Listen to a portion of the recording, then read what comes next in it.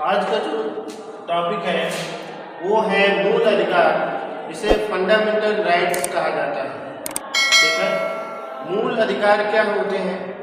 मूल अधिकार वह अधिकार होते हैं जो सामाजिक मान्यता प्राप्त होते हैं और संसद द्वारा या संविधान सभा द्वारा बनाए गए कानून में वर्णित होते हैं। ठीक है, संविधान के जिस भाग में इसे रखा जाता है, खासकर मूल अधिकार को, उसे संविधान का मैग्ना कार्टा कहा जाता है। ठीक है, मैग्ना कार्टा कहा जाता है, यानी हमारा जो संविधान है, हमारे संविधान के भाग 3 में मूल अधिकार का वर्णन है, अनुच्छेद 12 से 32 तक। ठीक है, इन मूल अधिकारों में जो है या इन मूल अधिकारों को संविधान का मैग्ना कार्टा कहा जाता है। क्या कहा जाता है? संविधान का मैग्ना कार्टा कहा जाता है। ठीक है, आगे देखते हैं। संविधान में जो है मूल अधिकारों की जो चर्चा हुई है वह जो है एक से, या कह सकते हैं कि जब मूल संविधान बना हुआ था उस समय संविधान में 7 मूल अधिकार प्राप्त थे। ठीक है, या मौलिक अधिकार प्राप्त थे। कितने प्राप्त थे? 7। लेकिन उसमें से एक जो अधिकार है, संपत्ति के अधिकार को निश्चित कर दिया गया है 44वें संविधान संशोधन द्वारा। ठीक है, उसे हटा करके कानूनी अधिकार बना दिया गया है, उसको हम आगे समझेंगे। ठीक है, उसको हटाने के बाद हमारे संविधान में जो मूल अधिकार है, मौलिक अधिकार बचे हैं, उनकी संख्या 6 हो गई है। ठीक है, कितनी हो गई है? 6 हो गई है। इसमें से पहला जो अधिकार है वो है समानता का अधिकार। ठीक है, समानता के अधिकार को आर्टिकल 14 से 18 में रखा गया है। ठीक है, तो भैया आर्टिकल 14 से 18 में जो आपका आर्टिकल 14 है वो क्या कहता है? आर्टिकल 14 कहता है कि कानून के समक्ष समानता का अधिकार, कानून के नज़र में सभी को समान अधिकार प्राप्त है। इसको हम संक्षिप्त में छोटे रूप में समझाएंगे, क्योंकि इसके पहले वाले वीडियो में हमने सबको अलग अलग बताया हुआ है। ठीक है, तो एक शार्ट तरीके से पढ़ते चलेंगे, रिवीजन हो जाएगा। इसके बाद जो संस्कृति और शिक्षा संबंधी अधिकार है और संवैधानिक उपचारों का अधिकार है, इसको हम डिटेल में समझेंगे इस वीडियो में। ठीक है, इससे पहले हम इनको थोड़ा थोड़ा संक्षिप्त में समझ लेते हैं एक बार। ठीक है, तो आर्टिकल 14 में जो है किसका? कानून के समक्ष समानता का अधिकार है। क्या है? कानून के समक्ष समानता का अधिकार प्रदान है, समानता। ठीक है, और आर्टिकल 15 क्या कहता है भैया? तो आर्टिकल 15 कहता है कि सामाजिक समानता, सामाजिक समानता का वर्णन है। ठीक है, और आर्टिकल 16 में क्या है?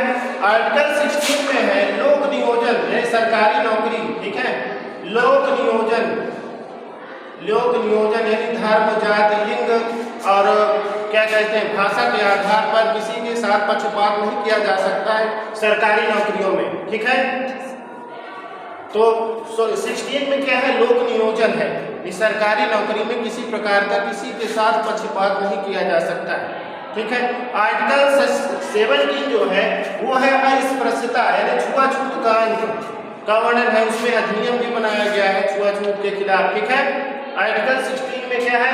अस्पृश्यता का अंत या छुआछूत का अंत। ठीक है, आर्टिकल 18 में क्या है? आर्टिकल 18 में रखा गया भैया उपाधियों का अंत। ठीक है, क्या रखा गया है? उपाधियों का अंत, जैसे कि सर की उपाधि है, नाइटहुड की उपाधि है, नाइटहुड, राजा साहब खान बहादुर, राजा साहब खान बहादुर है ना, राय बहादुर, ये जो सारी उपाधियां थी, ठीक है, इनको अंत कर दिया गया, यानी इन उपाधियों को नहीं लगाया जा सकता है नाम की शुरुआत में। ठीक है, केवल और केवल जो शैक्षिक उपाधियां हैं और सैनिक संबंधी उपाधियां हैं। ठीक है, शैक्षिक उपाधियों में जैसे कि प्रोफेसर, डॉक्टर वगैरह। ठीक है, डॉक्टर लगा सकते हो, प्रोफेसर लगा सकते हो। सैनिक उपाधियों में जैसे कि कर्नल है, ब्रिगेडियर है ना, ये सारी उपाधियां लगा सकते हो। और कुछ उपाधियां प्रदान की जा सकती हैं, जैसे शिक्षा के संबंध में, है ना, पद्म भूषण, पद्मश्री की उपाधि, पद्म विभूषण की उपाधि, ये सारी उपाधियां जो है प्रदान की जा सकती हैं। ठीक है, समझ में आई बात।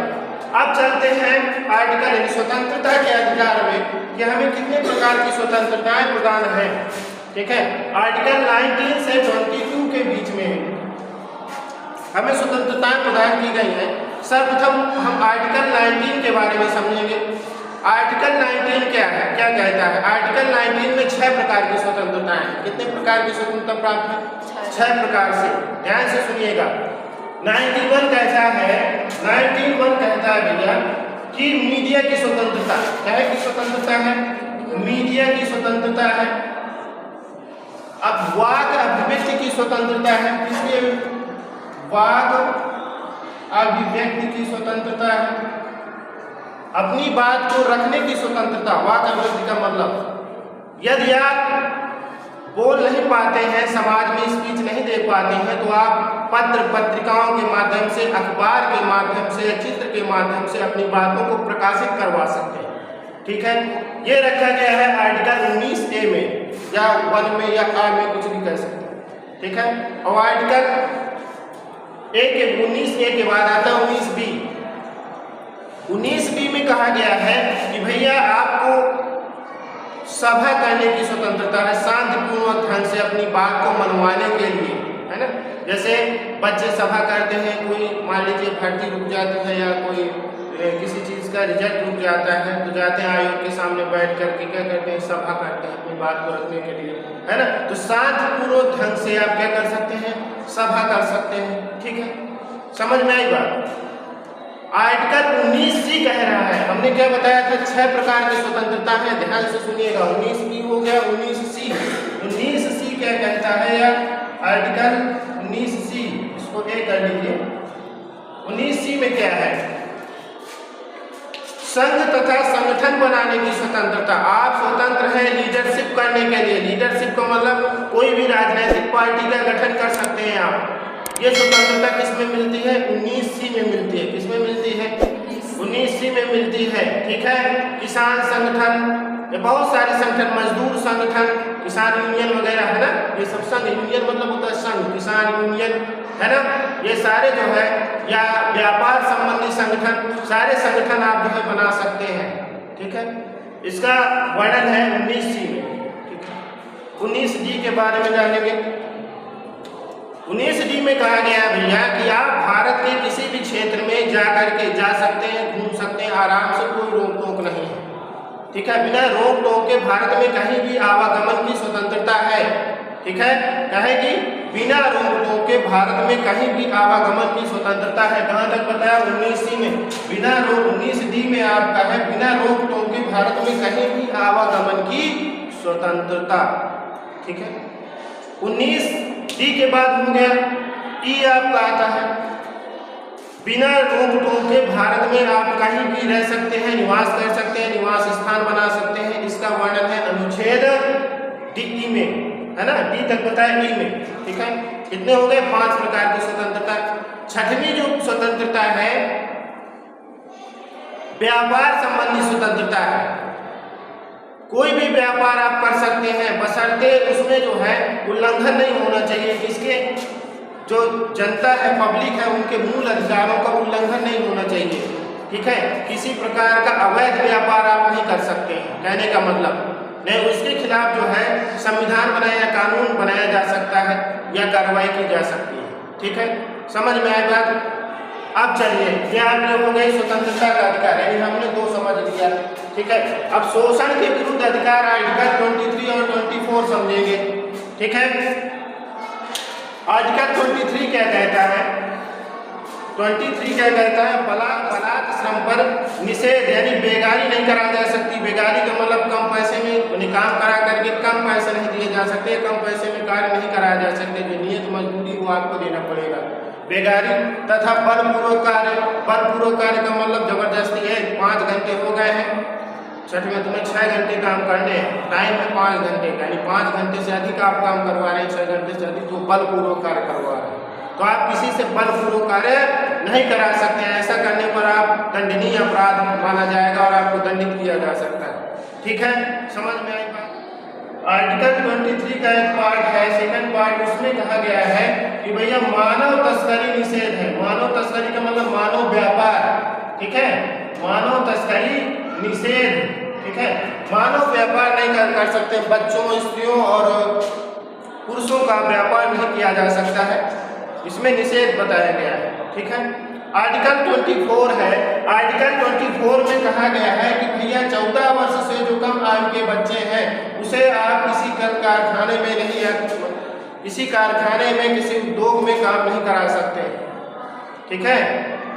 ये खतरनाक उद्योग में, जैसे खदानों में दिया सलाई उद्योग, दिया सलाई उद्योग और बीड़ी उद्योग, सिगरेट उद्योग, जो भी उद्योग है, इसमें आप खतरनाक, कहने का मतलब खतरनाक उद्योग में आप 14 साल के या 14 वर्ष से कम आयु के बच्चों से कार्य नहीं करा सकते, ठीक है। तो ये रहा आपका आर्टिकल 23 और 24, ठीक है। समझ में आई बात, इसमें शोषण के अधिकार का वर्णन। अब देखते हैं, अब आपका है धार्मिक स्वतंत्रता का अधिकार, इसमें आर्टिकल 25 से 28 रखिए। में हमने बताया था कि धार्मिक स्वतंत्रता किसी भी धर्म को मानने की स्वतंत्रता है, ठीक है। यदि आप हिंदू धर्म के हैं तो आप मुस्लिम धर्म को मान सकते हैं, समझ रहे हो, लेकिन धर्मांतरण नहीं, ठीक है, मान सकते हैं आप। धर्मांतरण करेंगे तो दंगा फसाद होगा, जो कानून के खिलाफ है ना। तो आप किसी भी, जैसे आप ईश्वर को मानते हैं, आप खुदा को भी मान सकते हैं, हाँ, या अल्लाह कह सकते हैं। मुस्लिम है, मुस्लिम भगवान हमारे ईश्वर का भी नाम ले सकते हैं, तो ये मनाही नहीं है, ठीक है। यानी क्या है, धार्मिक स्वतंत्रता है, वो चाहे भारत का रहने वाला हो, चाहे विदेश का रहने वाला हो, उसे किसी भी धर्म को मानने की स्वतंत्रता प्रदान की गई है। इसमें आर्टिकल 25 में, इसमें प्रदान की गई है आर्टिकल 25 में, ठीक है। मानने की और प्रचार करने की भी स्वतंत्रता, मानने की, प्रचार प्रसार करने की स्वतंत्रता है आर्टिकल 25, ठीक है। आर्टिकल 26 क्या कहता है? आर्टिकल 26 में कार्यों की प्रबंधन यानी व्यवस्था की स्वतंत्रता है, ठीक है। आप धार्मिक कार्यों के लिए अपने लिए मंदिर मस्जिद बनवा सकते हैं, मंदिर बनवा सकते हैं, ईसाई क्रिश्चियन है चर्च बनवा सकते हैं, इन सब कार्यों के लिए, और उसकी व्यवस्थाएं कर सकते हैं, संचालन कर सकते हैं, इन सभी के लिए धार्मिक स्वतंत्रता प्रदान की जाती है, ठीक है, या प्रबंधन की स्वतंत्रता है कह सकते हैं, ठीक है। आर्टिकल 27 कह रहा है जो संपत्ति अर्जित की गई है धार्मिक कार्यों के लिए उसमें टैक्स नहीं लगाया जा सकता है, ठीक है।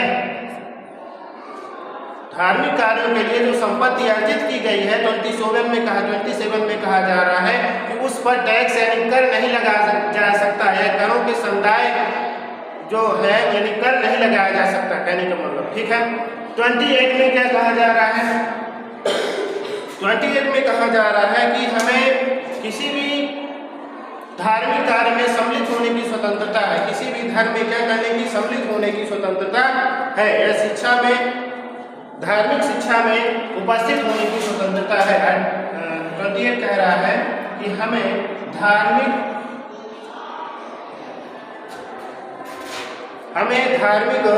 शिक्षा में उपस्थित होने की स्वतंत्रता है। यदि किसी भी धर्म की शिक्षा दी जा रही है, हमारी अगर मर्जी है कि हमें किस धर्म की शिक्षा ग्रहण करनी है तो हम उस धार्मिक शिक्षा में उपस्थित हो सकते हैं, ठीक है। यानी कहने का मतलब ये है कि सरकारी कार्यों में, सरकारी स्कूलों में या सरकारी संस्थानों में धार्मिक शिक्षा नहीं दी जा सकती है। प्राइवेट संस्थानों में यदि विद्यार्थी चाहे, है ना, तो वो क्या कर सकता है, धार्मिक शिक्षा, किसी भी धर्म की अपनी स्वेच्छा के अनुसार धार्मिक शिक्षा ग्रहण कर सकता है, वो भी जबरदस्ती नहीं थोपा जा सकता, ठीक है। ये आर्टिकल 28 में इसका वर्णन किया गया है, ठीक है। समझ में आई बात? अब आगे चलते हैं संस्कृति और शिक्षा संबंधी अधिकार 29 से 29 से 30 है, 29 से 30, इसको समझते हैं, ठीक है। इसको इरेज करेंगे थोड़ा सा।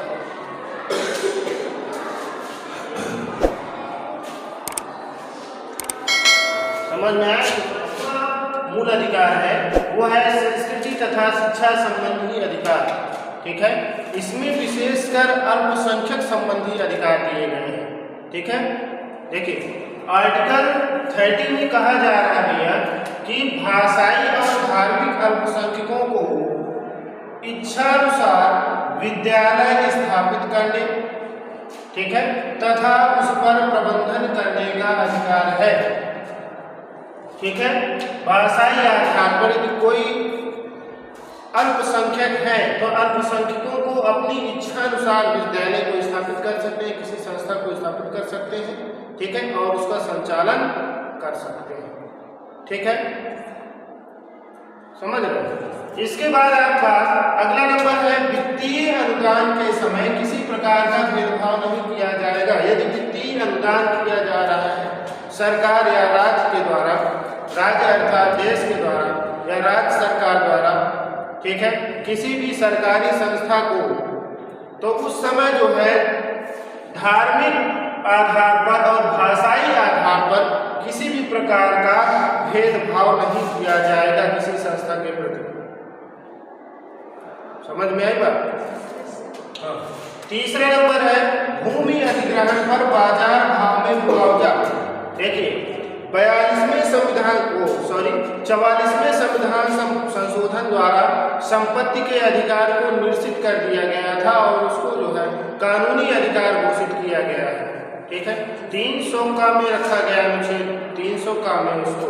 ठीक है, लेकिन उसके हटने के बाद भी अल्पसंख्यकों के लिए ये सुविधा उपलब्ध कराई गई है कि यदि सरकार द्वारा क्या किया जा रहा है, भूमि अधिग्रहण किया जा रहा है। भूमि अधिग्रहण का मतलब कोई मान लीजिए शैक्षिक संस्थान है, ठीक है, शैक्षिक संस्थान की भूमि है और उस पर अधिग्रहण किया जा रहा है, कब्जा किया जा रहा है सरकार के द्वारा किसी कार्य प्रयोजन हेतु।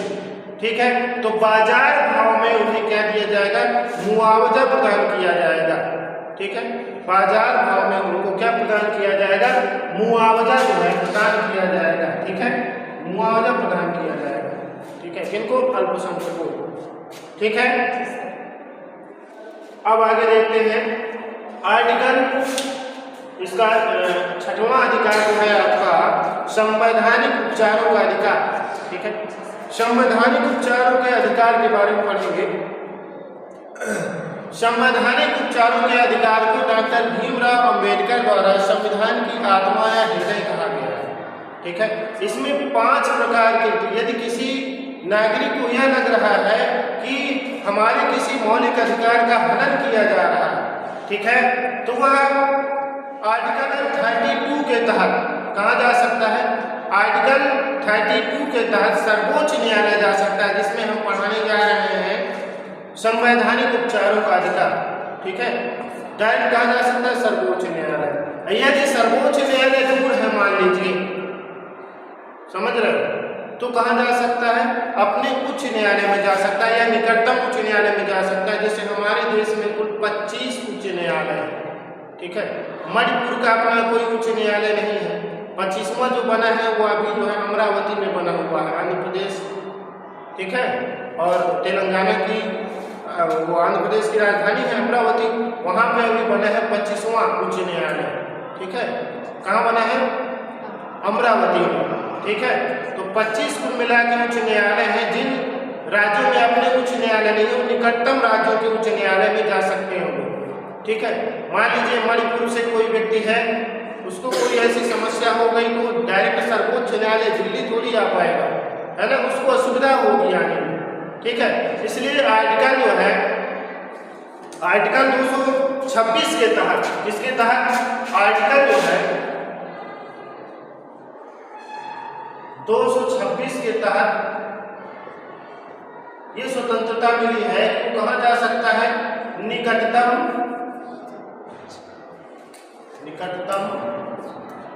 उच्च न्यायालय में। और आर्टिकल 32 में स्वतंत्रता प्रदान की गई है, 32 में कि वो कहाँ जा सकता है, सर्वोच्च न्यायालय की शरण ले सकता है, सर्वोच्च न्यायालय। ठीक है,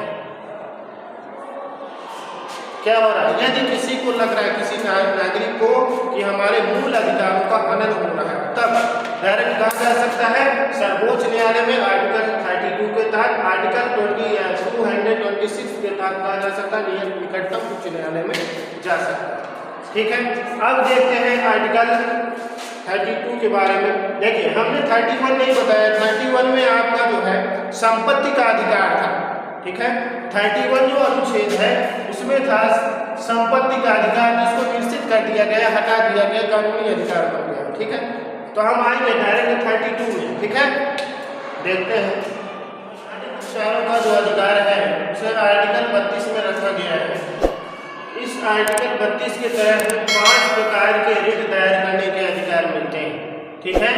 यदि हमारे जो है मूल अधिकारों का हनन हो रहा है, ठीक है, यदि हमारे मूल अधिकारों का हनन हो रहा है तो आर्टिकल 32 के तहत सर्वोच्च न्यायालय, ठीक है, और आर्टिकल 226 के तहत निकटतम उच्चतम न्यायालय में हमला करके क्या कर सकते हैं, रिट डाल सकते हैं, ठीक है। रिट का मतलब होता है याचिका, ठीक है। देखिए अब वो मौलिक अधिकार क्या है, जैसे बंदी प्रत्यक्षीकरण, बंदी प्रत्यक्षीकरण इसका मतलब होता है, इसे कहते हैं रिट ऑफ हैबियस कॉर्पस, ठीक है, इसे कहते हैं रिट ऑफ हैबियस कॉर्पस। यदि किसी नागरिक को गिरफ्तार किया जाता है, क्या किया जाता है, किसी भी अभियुक्त को या दोषी को गिरफ्तार किया जाता है, अभियुक्त या दोषी को, जिसे दोषी भी कहा जाता है, दोषी को गिरफ्तार किया जाता है, गिरफ्तार किया गया और उस दोषी को ऐसा लग रहा है या उस व्यक्ति को ऐसा लग रहा है कि वह दोषी नहीं है, उसे जबरन गिरफ्तार किया गया है, ठीक है, तो वह क्या कर सकता है, अपनी किसी रिश्तेदार को बुला करके, ठीक है, क्या कर सकता है, आर्टिकल 32 के तहत जो है सर्वोच्च न्यायालय में रिट दायर कर सकता है, ठीक है। यदि उसके बाद यदि कुछ सर्वोच्च न्यायालय को यह लगता है यह व्यक्ति दोषी नहीं है, ठीक है, तो वह क्या कर सकता है, बंदी प्रत्यक्षीकरण के तहत उस व्यक्ति को रिहा करने का आदेश दे सकता है, ठीक है। समझ में आई बात। यदि भी किसी व्यक्ति को लग रहा है कि मुझे जबरन गिरफ्तार किया गया है, ठीक है, तो वह क्या कर सकता है, अपने किसी रिश्तेदार को बुला करके या अपने किसी सगी संबंधी को बुला करके उससे क्या कर सकता है, या उच्च सर्वोच्च न्यायालय या उच्च न्यायालय में रिट दायर करवा सकता है। और यदि न्यायालय को यह लगता है कि यह अभियुक्त या यह दोषी जो है या यह व्यक्ति दोषी नहीं है, ठीक है, तो वह बंदी प्रत्यक्षीकरण जारी कर सकता है, ठीक है, और उस व्यक्ति को क्या कर सकता है, रिहा करने का अधिकार है, रिहा करवा सकता है, ठीक है। अगला है आपका परमादेश लेख। परमादेश लेख क्या होता है, रिट ऑफ मैंडेमस से कहा जाता है, ठीक है। अच्छा, इसको कहा जाता है बंदी प्रत्यक्षीकरण को सशरीर प्रस्तुत करो, ठीक है। कहीं ऐसा तो नहीं है कि थाने में पुलिस वालों ने रख लिया है और उसके हाथ पैर तोड़ दिए, ठीक है, और यह भी प्रमाणित नहीं हुआ कि वह दोषी है कि नहीं, तो क्या कहा जाता है, बंदी प्रत्यक्षीकरण का अर्थ होता है सशरीर, इसके साथ सशरीर उसको प्रस्तुत करो, ठीक है, सशरीर प्रस्तुत करो, इसका अर्थ होता है सशरीर प्रस्तुत करो, बंदी प्रत्यक्षीकरण का अर्थ होता है, ठीक है। समझ में आई बात। इसको परमादेश लेख का मतलब होता है हम आदेश देते हैं, हम आदेश देते हैं, हम आदेश देते हैं, ठीक है। इसे रिट ऑफ मैंडेमस भी कहा जाता है। देखिए यदि कोई अधिकारी, कर्मचारी या कोई संस्था, ठीक है, या कोई सरकारी अधिकारी अपनी निष्ठा से या ईमानदारी से कार्य नहीं कर रहा है, ठीक है, या कोई कर्मचारी, हम किसी ऑफिस में जा रहे हैं अपना काम करवाने या कोई व्यक्ति जा रहा है, ठीक है, यदि आप ही हैं, मान लीजिए हम सरकारी संस्थान में पढ़ाते हैं, यदि हम अपना कार्य नहीं कर रहे हैं तो क्या कर सकते हैं, आप रिट दायर कर सकते हैं, परमादेश लेख हमारे खिलाफ दायर कर सकते हैं, कह सकते हैं कि यह व्यक्ति जो फला संस्थान में, सरकारी शैक्षणिक संस्थान में कार्य कर रहा है या काम चोरी कर रहा है या ठीक प्रकार से अपने कार्य को नहीं कर रहा है, तो कोर्ट पहले जांच करेगा। यदि कोर्ट को ऐसा लगेगा कि हाँ यह व्यक्ति वास्तव में इसी प्रकार करता है, तो वह क्या करेगा, परमादेश लेख जारी करेगा, परमादेश लेख को जारी करेगा, ठीक है, और उसे ठीक प्रकार से कार्य करने के लिए निर्देशित करेगा या उसे अपने पद से बर्खास्त कर देगा। ये पावर होता है सुप्रीम कोर्ट के पास, ठीक है। ये मौलिक अधिकार है अगले व्यक्ति के, ठीक है, समझ में आई बात। मान लीजिए आपका मूल अधिकार है शिक्षा, आपको शिक्षा चाहिए, हम आपको शिक्षा नहीं दे पा रहे, नहीं दे रहे हैं, बैठकर तंबाकू खा रहे हैं, गुटखा खा रहे हैं स्कूल में, है ना, और आपको शिक्षा नहीं दे रहे हैं, तो आप क्या कर सकते हैं, सीधे जाएंगे परमादेश सुप्रीम कोर्ट, और सुप्रीम कोर्ट परमादेश लेख जारी करेगा और उसमें हमारे खिलाफ जांच होगी। जांच में हम दोषी पाए जाते हैं तो हमारे खिलाफ एक्शन लिया जा सकता है। ये होता है परमादेश लेख, ठीक है, ये एक प्रकार की रिट है, ठीक है। अगला नंबर है अधिकार परीक्षा। अधिकार परीक्षा का मतलब क्या होता है, परीक्षा का अर्थ होता है किस अधिकार से, किस अधिकार से मतलब जानते हैं क्या होगा। यदि कोई व्यक्ति अवैध रूप से किसी पद पर जो है या सरकारी पद पर नियुक्त है, अवैध तरीके से नियुक्त है, ठीक है, यदि किसी नागरिक को यह जानकारी होती है कि यह अवैध रूप से नियुक्त है या इस पद के लिए इसे योग्य नहीं है या एलिजिबल नहीं है, तो वह क्या कर सकता है, सुप्रीम कोर्ट में जा करके उसके खिलाफ या सुप्रीम कोर्ट में जा करके याचिका दायर करेगा, ठीक है, और सुप्रीम कोर्ट क्या करेगी, जांच करेगी। यदि उसे पता चलता है कि अवैध रूप से वह व्यक्ति कार्य कर रहा है किसी पोस्ट पर या वह एलिजिबल नहीं है उस पोस्ट के लिए, तो उसको क्या करेगी, जांच करेगी और उसे पद से हटाएगी या अधिकार परीक्षा जारी करेगी, ठीक है, समझ में आई बात। अगला नंबर है प्रतिषेध लेख, इसे कहा जाता है प्रोहिबिशन, ठीक है, प्रतिषेध लेख, जिसका शाब्दिक अर्थ होता है रोकना। क्या होता है इसका शाब्दिक अर्थ, इसका शाब्दिक जो अर्थ होता है रोकना, इसका शाब्दिक अर्थ है रोकना, समझ में। अधिकारी, कर्मचारी या संस्था अपने अधिकार से ऊपर जाकर के ऊपर उठ करके कार्य करता है, ठीक है, तो क्या कर सकता है, सुप्रीम कोर्ट या उच्च न्यायालय प्रतिषेध लेख जारी कर सकता है, क्या कर सकता है, और उसे ऐसा करने से रोक सकता है, समझ में आई बात। यदि कोई अधिकारी, कर्मचारी, अफसर, ठीक है, अपने से ऊपर उठ करके कार्य करता है जो उसके दायरे में नहीं है या उसके अंदर में वो काम नहीं है, ठीक है, जैसे कि अभी हमने उदाहरण दिया, किसी व्यक्ति को अभियुक्त को दोषी करार होने से पहले यदि 24 घंटा के अंदर, ठीक है, एक थानेदार कहानी प्रस्तुत करता है निकटतम न्यायालय में, ठीक है, तो वो अपने पावर का गलत इस्तेमाल कर रहा है, उसको पावर नहीं कि 24 घंटा के अंदर वो किसी को बिना दोषी करार किए या दोषी सिद्ध हुए जेल में रख सके या अपने कस्टडी में रख सके, ठीक है, अनुच्छेद 22 में इसका वर्णन है, ठीक है, तो उसको अधिकार नहीं है, तो अपने दायरे से ऊपर कार्य कर रहा है ना, है, तो आप क्या कर सकते हैं, किसी संबंधी को बुला करके ये याचिका दायर करवा सकते हैं प्रतिषेध लेख, ठीक है, जिससे जो है न्यायालय क्या करेगा, रोक लगाएगा, उसको अपने दायरे से उठ करके काम करने से उसको रोकेगा, ठीक है, यह है आपका प्रतिषेध लेख। अगली रीति जो है आपकी उत्प्रेषण अधिकार है। उत्प्रेषण अधिकार पूरी तरह से सूचित करो, मतलब कि एक जो आपका मान लीजिए उच्च न्यायालय है, उच्च न्यायालय के अंदर जो अधीनस्थ न्यायालय होते हैं उसके अंदर में काम करने वाले न्यायालय, जिला न्यायालय वगैरह होते हैं, यदि वो अपने अधिकार क्षेत्र से ऊपर उठ करके कार्य कर रहे हैं, ठीक है, यदि वो अपने अधिकार से ऊपर कार्य कर रहे हैं जिला न्यायालय, तो उनको निर्देशित करेगा या उस जो कह सकते हैं वो कार्य कर रहे हैं, ठीक है, उसको अपने अंडर में ले लेगा या उसको निर्देशित करेगा कि नहीं इस प्रकार से नहीं, ऐसे करना है इस कार्य, ठीक है। तो ये बताया गया है उत्प्रेषण अधिकार में। ये रही आपकी 5 रीटें, ठीक है, जो हमें संवैधानिक उपचारों के अधिकार में प्रदान की गई है अनुच्छेद 32 में, ठीक है, समझ में आई बात। ये वीडियो अच्छा लगा हो तो चैनल को सब्सक्राइब करें। ये बड़ी अच्छी बात कही आप।